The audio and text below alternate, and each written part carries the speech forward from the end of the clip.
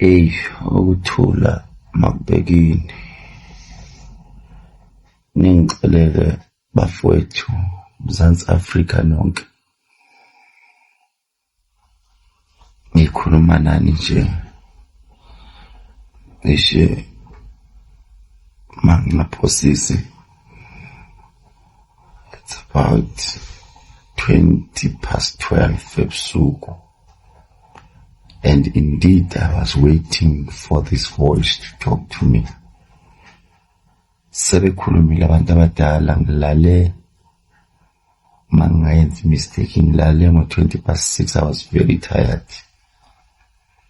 Ngiphapha amandla, phaphamiswa isibonakaliso esikhulumayo. Sebefikile abantu abadala bakhuluma nami.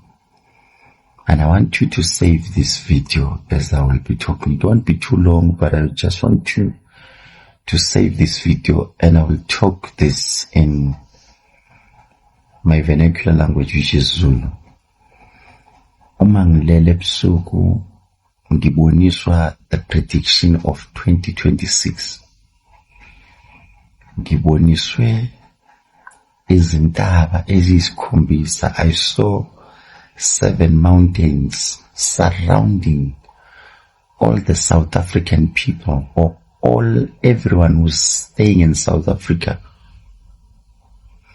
Ngibone siphakathi kwezintaba, ngabona ithunzi. Uma kusenjalo ngibone kuvuleka phezulu isibhakabhaka.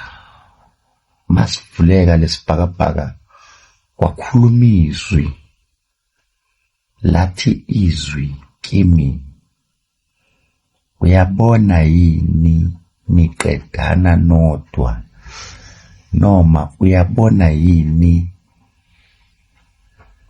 imali efakwayo eSouth Africa ukuthi noma ubani okuncane obekusasele uhambe? Kube sekuthiwa kimi ikhona imali ezawufakwa noma esifakiwe ukuze wonke umuntu angaphinde abe nemfihlo ezweni lase-South Africa. Okokuqala kuthiwe kimi bhekani ngoJanuary, February, March, April. Kunesifo esizodiscover as from 26 February. Lesifo kuyoqala ukukhulunywa ngaso kakhulu ko-social media, kanti into yamasibomo ezobe yenziwe. Kunamazwe amabili iSouth Africa ezolwa nawo kakhulu kuze kuyongenelela amasosha, kuthiwe akukhulunyiswane kungayiwe empini. Futhi manje ngakubhekanga lokho kuyoqala la eSouth Africa. South Africans azoyithathela umthetho ngezandla alwe nawo lamazwe. Into engiyibonile, ngibone kusukuma o-president abathathu, but one of these president, it's a white man. Laba bawu-2 abantu abamnyama. Kunama-rituals nemoya yasemkhathini ehambisana ne-satanism asabenzele iSouth Africa. ISouth Africa yahijackwa ngenkani, and already ukhona umuntu osesidayisile ngoba yena usefuna ukuhamba la ezweni lase-South Africa ayohlala kwelinye izwe. Ningixolele ngithe I won't belong. Abantu bonke abashadile nizobabamba abafazi benu noma amadodeni, niyowabamba esemaphutheni ejola. Most of them bejoliswa indlala noma bejoliswa ile mali esetshenziswa kakhulu to be tempted. They will be tempted eyimalini. Most of the kids or teenagers will drop out of school because there will be a lot of strikes. Ngibone thunderstorm, ngabona izikhukhula ezimbi kakhulu that will destroy a lot of the houses. most of the people abahlala endlini zamabond in the suburbs, they will leave, bazolahlekelwa ama-properties wabo because sekuyisikhathi sokuthi zibuyele emasithweni. Bomakhosi zangoma nansi yenu nabefundisi. Ikhona umoya ozayo okuzo-attackwa omakhosi ku-attackwa befundisi. You'll be under a serious attack 2026.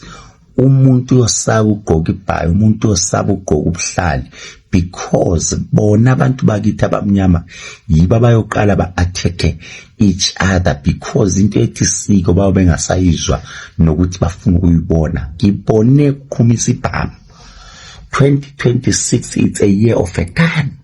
Kuqhumisa ibhamu kakhulu, kuboshwa abantu bangabi nendaba.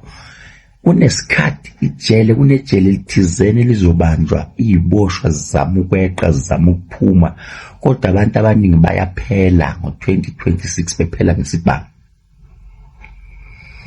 Umuthwasa, most of amathwasa ayoxabela nogobela babo, baphelelwe yihope, baphelelwe yithemba. Ngibone most of the teachers getting arrested of a rape ey'kolweni. Ngabona bevukelana abantwana abancane bereyphana.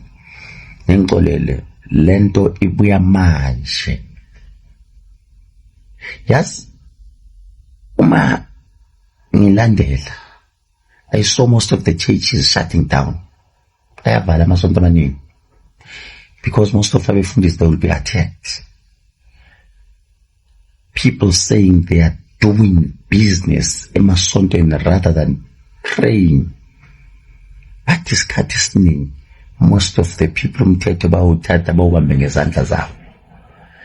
There is something like a war ezolanyulwa amasosha ezayo. But South Africa, phahlana kulento okholela kuyona, make sure, because kunabantu who are here as enemies already. Kunento abayiplanayo, bayayiplota, bayayiqeda, and they are sitting down. Kunento abayiplanayo, bayiqedile, and they've even captured some of the traditional. Kunabantu ama-traditional healers asedle imali wrong. Bayidlile and bayojika, bajikele abafowabo.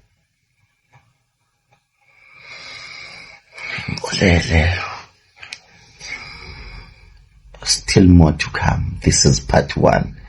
There's a lot. I still have to go deep. Ngize ngiyokhuluma ngemisebenzi yenu, because abanye benu niyoxoshwa, nixoshisa abafowenu.